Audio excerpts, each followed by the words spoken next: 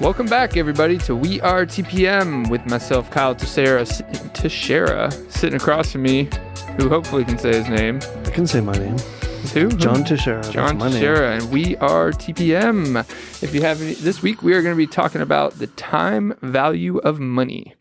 And if you have any questions about that, anything else, or just want to talk to us on a good old day, give us a call, 817-818-9039. Shoot us an email at showmethemoney@wearetpm.com. I have a question about it. Yeah? Yep. What is it? Time value of money is a concept of money that you have now is more valuable than money later. And really, that's because of earning potential. And this is mainly when you're considering investments, which we talk a lot about. But in investing and in financial literacy decisions, time value of money is important. And it's a very simple concept that is very complex in its application, if that makes sense. A very simple concept. Well, it's a simple description that's very complex. Of money now is more valuable than money later. Okay. Sounds simple, right? Yep. Now apply that to things, and it gets a lot more complicated. So, and that's what we're going to get into. I've heard this discussion quite a bit. I think I've always heard it as a kind of a philosophical discussion, not a financial one, right? Like people like to philosophically put out there, would you rather have $10 a day, or do you want me to give you $1,000 every month? You know what I mean? That kind of philosophical discussion, like what makes you feel better? How good are you with your finances to be able to turn that into wealth, that type of thing.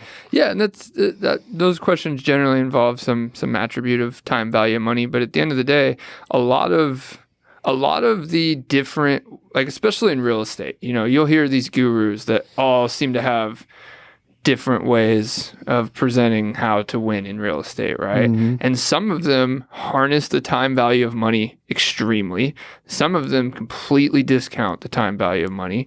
And I think that's probably the biggest disconnect or difference between a lot of these different, call them gurus, like what Dave Ramsey tells you to do versus what one of these other guys tell you to do, is significantly different.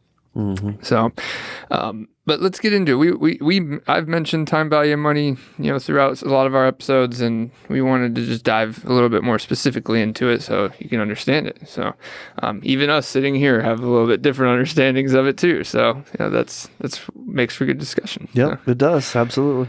So let's just start with the simple example: money now versus money later. The further breakdown of that is that money now has greater earning potential than money later. And keep that very simple. Say I had $100 now, and I put it in a savings account, earning 8% or 3% interest, whatever.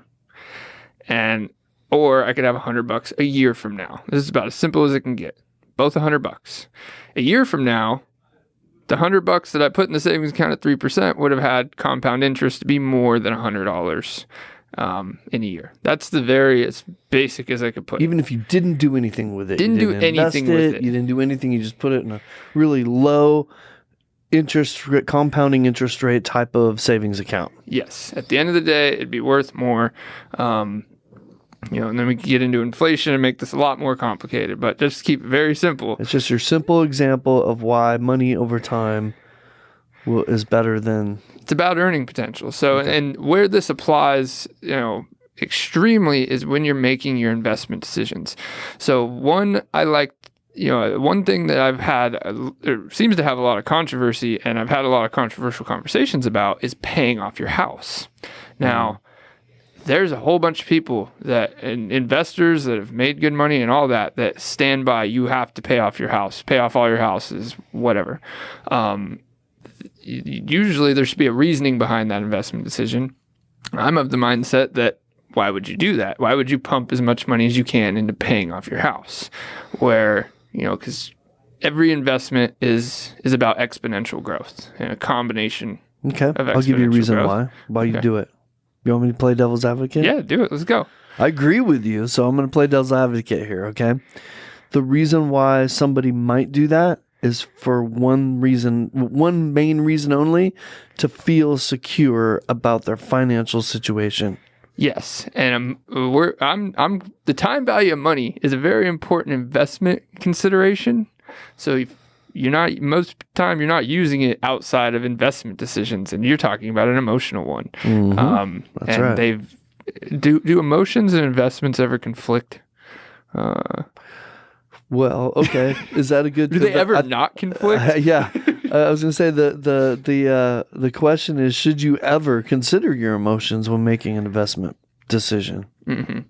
I think the answer would be sometimes, but that's a really small percentage of the time that you would allow that to happen. Okay, and let's keep trying to keep this very simple. So say we're paying down my house. Say I have my mortgage payment. Ignore that. I want to overpay that to pay down my house faster. Mm-hmm. Okay, so I'm going to throw an extra $1,000 a month at my house, right? You got a big house, don't you? Until it gets paid down. You're going to pay it down quick. Yeah. Or you got a big house. Which is it? You got Even a big house? Or $1,000, extra $1,000 is only an extra $12,000 a year. I mean, okay, you know, It's it'll a get mortgage there a payment lot for some people. It'll get there a lot faster, but hear me out. $1,000 of earning potential is going into an already active investment. So you're not necessarily, when you pay more towards it, you're not necessarily, only earning benefit you get is less interest over time. And it's not as nearly as big as if you were to put this into, if that was seed money, into other investments. That's why the money now conversation is about earning potential. So if I put $1,000 a month into first a interest earning portfolio until it had enough money to be a down payment on another house, now you got two houses generating cash flow back to you, right. and appreciation from equity and appreciation from inflation. Two growing trees of wealth. Two growing trees of wealth. And then you compound that essentially. You keep doing that extra $1,000 a month. After 10 years, I said 12,000, that's 12,000 a year, right? You could that first or second year, you could probably buy one or two houses a year. But once you start getting the cash flow from the first one you bought and the second one you bought, now your $1,000 a month is $2,000 or $3,000 or whatever, $1,500 or Yep. $2,000. Yep. And now you're getting them even quicker and quicker. And that's the way the building your empire stuff we've talked about really works. But it involves a time value of money. So when you ignore that and you just throw it, into the house, you could throw $12,000 a year extra into the house and pay it off 15 years sooner. Well, now say it's paid off. Now you just got that house sitting there, all you're getting out of it is appreciation, And generally people do this with the house they live in, so they're already not considering cash flow. So, okay, so let's talk about all the different, I want to present exactly what you just said a different way. I could take that $1,000 a month and I could do something else with it that makes me far more money over time than the savings from the interest that I'm saving. So if I'm saving 3.65 compounded, annually, or 4.5 or even 6%, whatever my interest rate is what I'm saving by paying that extra money down. Right? Mm-hmm. I'm not paying interest on that money any longer because I've paid it down. So could I do something else with that money that makes me more than that percentage? And I think the obvious answer is absolutely. Yep. Depending on what you do. So you're giving great examples of buying other properties, but I would say to somebody, keep it simple. It doesn't matter what you do with it. Even if you don't buy other properties and you stick it in an IRA, in a mutual fund, in a CD, you could do almost anything and beat whatever you're currently probably paying on your mortgage, which is probably in the 3s or 4s. And if you're not paying in the 3s and 4s, then what have you been doing the last 2 years? What have you been? Where have you been? I don't know. But anyways, the point being that so maybe once interest rates get up to 6 and 7, maybe that conversation becomes a little bit more sensitive, right? Like, okay, so now a CD isn't gonna outpace it anymore. But the point being, there are a ton of different ways to invest that money. And while you and I believe the best way to do that is real estate, if that's not something that you can wrap your brain around or pull the trigger on, you can put that money in almost anything and still do better than paying down that mortgage. Yeah. I just said the same thing you did. I just said it in a different way. That's all. Yeah, I mean, that's devil's advocate, right? No, I'm just kidding. Well, it also gives you more leverage. You can compound, this gets even more complex, but the same example I just used, you're also compounding your leverage, your ability to get more money in your pocket. That's because you have more houses appreciating, gaining leverage that you can now borrow against and get more. And then, just compound and exponentially grow that buying power is really what that's about. So you know what? I have this conversation with investors that have cash all the time, right? So this same conversation and this same theory it's really simple to me, right? But sometimes people come to me and say, okay, I've got $200,000, so I want to go buy me a $200,000 investment property. Mm-hmm. And I would immediately say to them, why? Yeah, why? Why not buy 4 $200,000 investment properties and leverage those properties and get mortgages on them? Mm-hmm. That's what I would do. Other people's money, especially if you're talking about cash flow. Cash flow puts money in your pocket now. Right. And more properties in general will put more cash flow into your pocket now. And we're not even talking about the appreciation, right? No. Appreciation. That's one we've done in the past, right? So there are so many ways that this builds wealth for you. So the more of them you can get, the better. But back to your point, I'm gonna let you take it back to what you were getting at. Time value. Go. You said I was going deep. So, I'm trying not to get away from our topic. Yeah. I mean, even if you pay I'm trying to keep this back to being simple. So let's continue with the example of, instead of paying down more towards your house, you bought another one, right? Mm-hmm. To cash flow, rent out, and all that stuff. Even if you stopped there, think about it this way. You're paying down your house. A lot of people say, I'm paying down my house because I don't want to pay my mortgage anymore. Or one day I want to be mortgage free, right? And then I ask them, have you ever looked at your mortgage statement? Say you're paying $1,400 a month, and then you look at it and you're like, oh, well, $400 of this is taxes. That's not going away. If you find a way to do that, we'll have a different conversation. But your taxes aren't going away; they're going up. Your insurance isn't going away; it's going up over time, right? So about a third, in most cases more than a third, halfway to a little bit more, is things that aren't going to go away when you pay down that house. You put all this extra money, $1,000 extra a month over 10, 15 years to pay down this house, and now your monthly cost on it has gone from $1,400 to $600, $700, $800. It doesn't feel like a win. It's not going to feel like a win. It might, even if you would have at the beginning of that bought one other house that is now cash flowing $600 to $800 a month, and that cash flow alone off just one other house now covers that cost, and you have two houses appreciating without actually. This is only over 10 years. We should be talking about 15, 20 or whatever, but that is the reality of it. Is time value of money is talked about as something that you use in consideration in investment and financial decisions. You should be making that same, you shouldn't be deciding to pay off your house without knowing why you're doing it and what that means.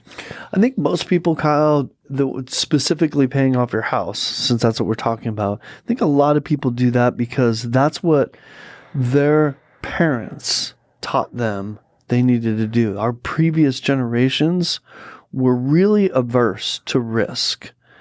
Coming out of a depression era and world wars and things that were pretty big, right? Well, and there's very big macro factors to that, and I don't want to bore everybody, but interest rates at one point, like with their parents and stuff, were in the teens. I mean, we were talking about 19% on a mortgage, but also home values were a lot more comparable to wages. A you could make $50,000 a year and your house was only 70, 80,000. It came somewhere close to your annual income. It doesn't come anywhere close these days to most people's annual income, and interest rates are lower. So you want to get into even bigger factors. The national debt we now have means that we'll never get back into the teens for mortgage rates because of things I'm not going to get into, but there's government protection there with all this debt that would make it so they'll never get that high again. So your parents, I should say, were trying to avoid, or they're trying to get out of that high interest as quickly as possible in a realistic manner to being able to pay off $60,000 to $70,000. That's what I'm getting at, and you're describing all the reasons why. And I guess what all I'm saying is the symptoms of those times and the economic factors that came to play at that time. The symptom was the mindset that came out of that was, I need to pay this house down as fast as possible so that when I pass away, my wife doesn't have to worry about it. When we retire, we don't have to worry about it, so that when the kids end up with it, they don't have to worry about it. Those are the things. We don't think about things in those terms anymore. We just don't. Well, it's all complicated. It's became a lot more complicated ever since then. And markets do that intentionally, right? If everybody understood fully how all the markets work, then they'd work a lot differently.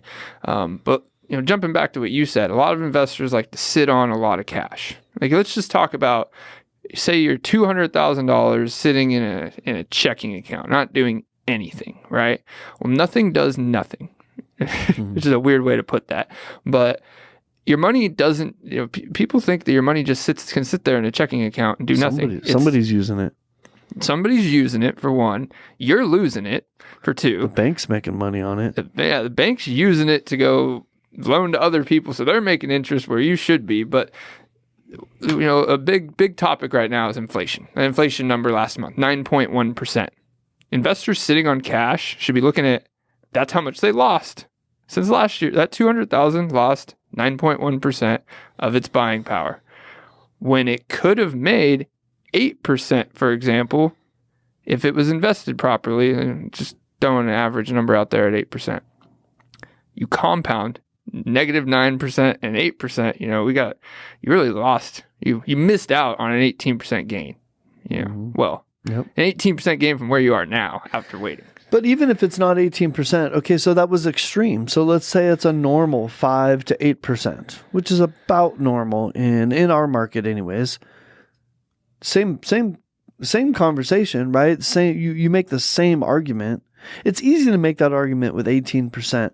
All I'm trying to say is, if things aren't as crazy as they've been, and it's a normal market, kind of like where we're headed now, where we are, then those economic factors still in play at 5% or 8%, let's say, appreciation. You still want to be in as soon as possible. You want to be in that property as quickly as you can, because it's going to be cheaper today than it will be tomorrow, period. Always. Now versus later. That's what we're talking about. Dave Ramsey's touting that a lot right now. Best time to buy is right now. Best time to buy in the next 5 years is one of his big quotes that he's touting a lot, and that is now, because it's not going to get cheaper. Okay, so let's use another example and make it simple, because this can be applied a lot of places. It's not just real estate, but if you don't consider it in every financial decision that you make, in investing, and especially with homes, they're not small purchases, then you're doing it wrong. So it's a tool in your tool chest that you should know about and make sure to use. So here's the example of, do you want $1 million today or $1 million over 10 years? We've heard that. Or even like the lotto likes to do, right? They like to offer you more money over 10 years. So they don't have to give you a lump sum, or is it less money? I don't know. But there's tax implications for that too. But either way, if we took $1 million today, the answer is $1 million today, to be clear, right? But if you took $1 million today and over 10 years time, compounded at 6%, right? You could easily invest $1 million to get you at least a 6% gain annually. You should be getting more than that when we talk about real estate and everything, but let's be very conservative and say 6% over 10 years. That's $1.8 million is what that will be after 10 years. If you would have taken the million over 10 years, you wouldn't just not have had $1 million to spend. You would have had 100,000 and a lot less. Every year you would have got 100,000 and less opportunities because you don't have anything to leverage, right? Like if I take that $1 million, I can now go buy a business or a house or do something that will make me more money. If I'm taking $1,000 a month over 10 years, I don't know what that number is. I can't do as much with that $1,000 a month. No, you can't. And the I word, inflation over 10 years. At the end of that 10 years, the $1 million you could have had 10 years ago is worth significantly less now. Yep. Instead of being worth significantly more. Especially if it's being invested in an appreciating asset. Appreciating asset. What are appreciating assets, Kyle? What's a good example of an appreciating asset? Tangible assets, commodities, real estate, Real estate. Real estate is the one. But, you ask, it's been the conversation lately is ask all the billionaires and all the rich people, what do you do in an inflationary environment? You own assets. It's a very simple answer for them is you need to own things. You need to own assets, tangible things that go up in value. Because, can your home go to zero? No. You can't. No. Because even if you let it deteriorate, you still have the land. They don't make more of that. Even if the dollar goes to zero, your house is going to be worth something. People are going to be, we're going into bartering territory here. People need to live somewhere. In the apocalypse, your house is worth something. Give me a scenario that this property and land will be worth something to somebody. Hopefully you. But I feel you. So if somebody asked you tomorrow, would you rather have $100 today or $150 in a year? What would you say? $100 today. Do we need to explain Give it to me. No, you just did. Now, $1 million. You just did the math for us because if you do now, the $150 or $1.5 million in 10 years, either of those examples. The only reason why somebody would do that is because they don't trust themselves to do the things we're talking about doing. It's execution based. It's why I called it a tool of consideration, not just a flat out, your $100 will 100% be worth more. I mean, who knows what you do with it? You could go blow it all in a day. Maybe that was a stupid decision. Well, the reality is there's a very small percentage of the people that have generational wealth on the planet. And the reason why that is not because everyone can't do it, because everybody on the planet, so most people that have the opportunity on the planet can do that, right?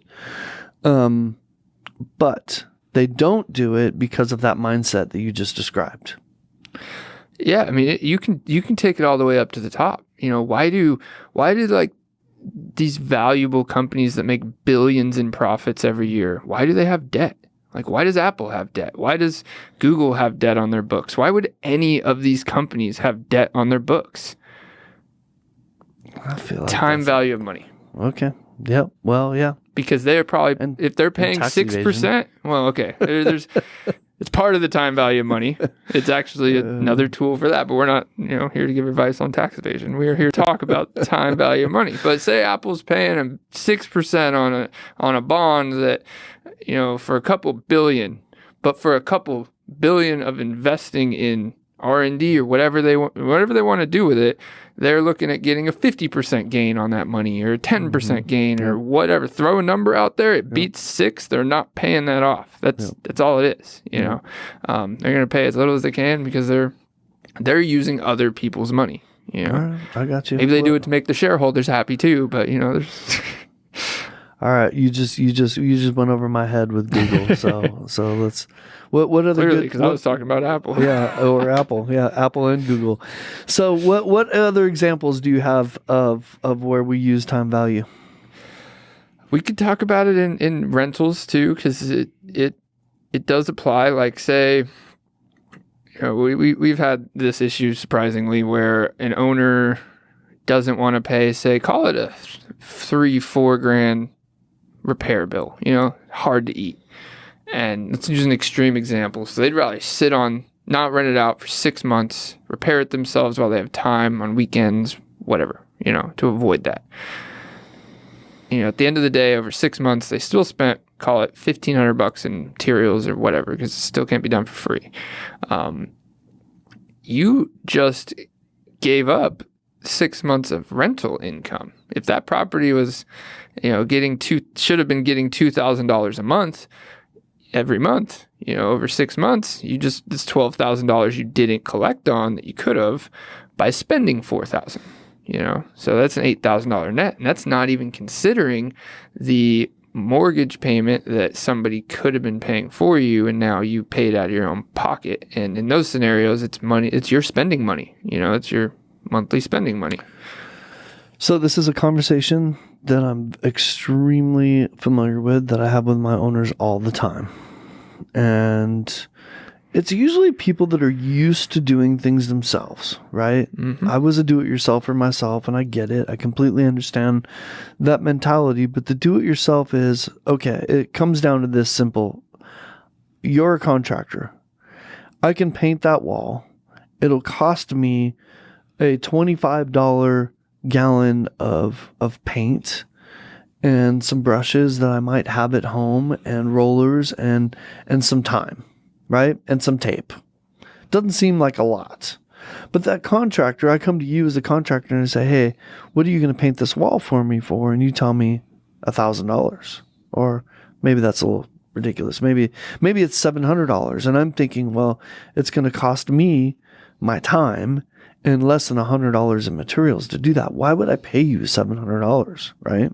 Mm-hmm. This is what it comes down to. And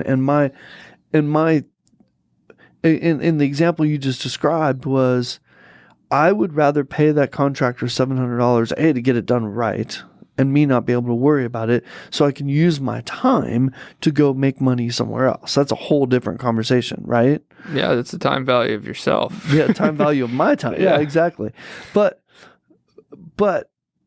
if I look at the cost, if it takes me, if I can get that done in a day, okay, by using the contractor for $700, but it's going to take me a week because I have to wait till the weekend to do it, and I'm going to spend 2 days doing what some guy would have done in 4 hours, right? Mm-hmm.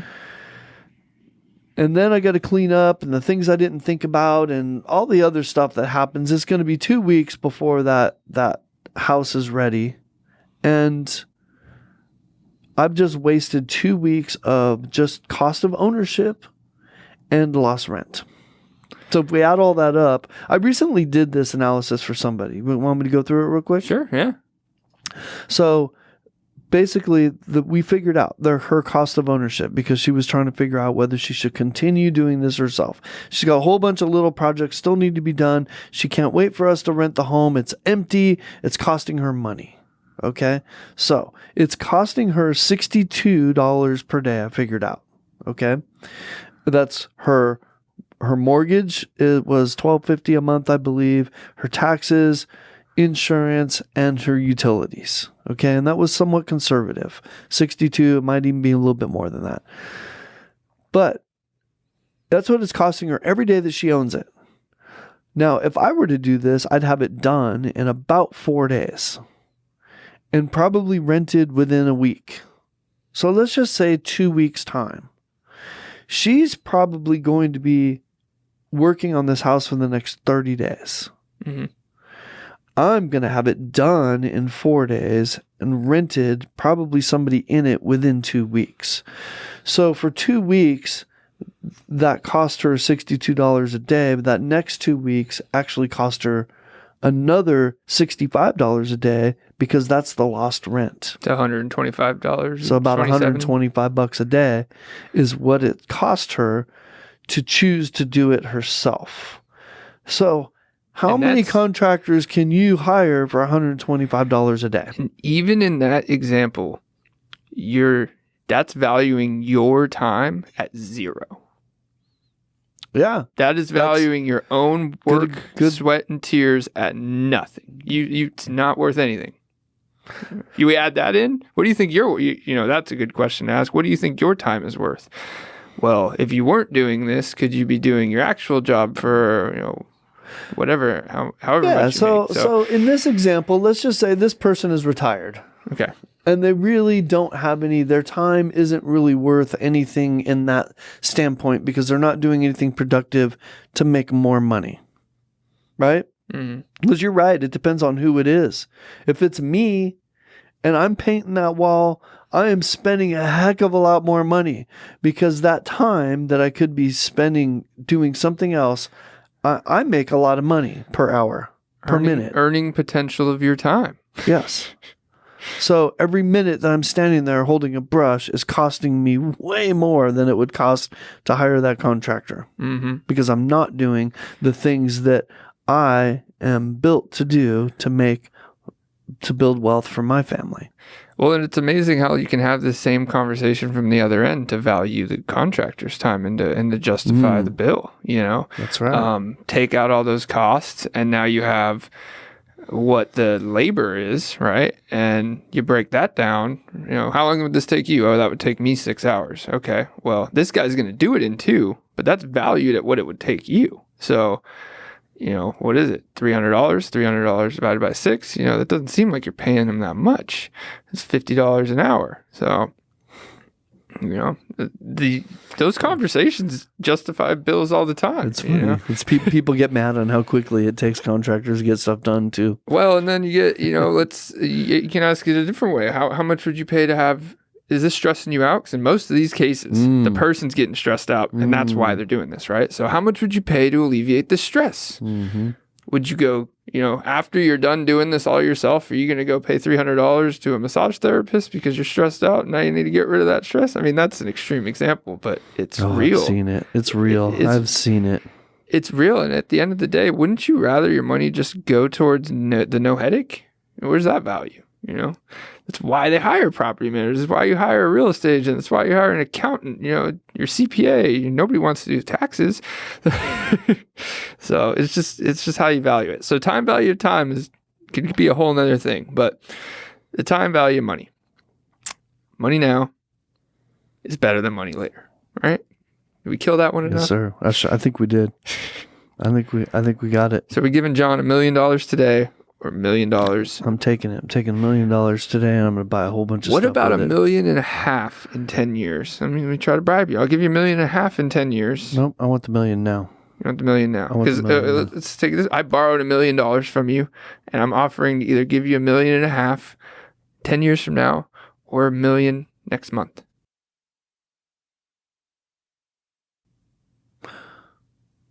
No, I want my $1 million back. Yeah, because I'm going to make money off your $1 million if you don't take it back, right? Right. Exactly. Money now. But I was thinking what stopped me was, that's you wanted interest. That's basically what banks do, right? That's basically how banks work. That's how they make their money. Well, yeah, they use the money that you give them now that you'll take back later. But truthfully, they just use other people's money. That's why they can do that and justify that, because it's not really their money they're using. They're using the money that investor we talked about that has $200,000 sitting in the bank. They're using their money and lending it to somebody else and making a bunch of money off of it. It's not even theirs. Yeah, they're using your life insurance plans, your pension funds, and all that stuff. But we won't get into any of that, right? So, all right, let's wrap this up. My brain hurts. And guess where the life insurance money is invested in? Real estate. So, all right. We killed that one. Time value of money. Money now is better than money later. I'll fight you on it, but it's true. All right. Well, if you guys have any questions or want to talk about the time value of money or want to start, exercising that earning potential, give us a call, 817-818-9039. Shoot us an email at showmethemoney@wearetpm.com, and we are out. Later.